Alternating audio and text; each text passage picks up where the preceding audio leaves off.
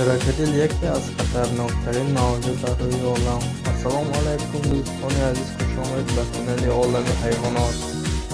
کروکودیل یکی از پرقوت‌ترین و بدهیبت‌ترین موجودات در روی عالم می باشد که درازی او 6 متر می باشد. هنگام دیدن کروکودیل ما در یاد می آوریم که دینوزاوری در قدیمه را.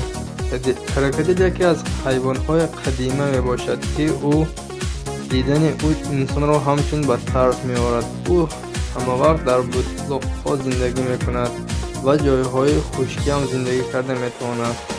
وزن‌ترین اینها 700 کیلو است. یکی از معلومات‌های آمده می گوید که کروکودیل درازی دارد 8 متر، وزن او 2 تن می باشد. چشمان اینها یکی از پرده دارد که در زمین آب را دیده می تواند.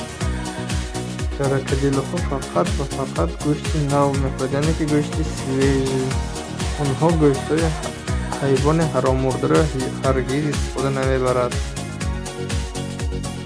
و بعضی کروکودیل‌ها را انسان‌ها برای خودشان رام کرده گرفتگی هم هستند.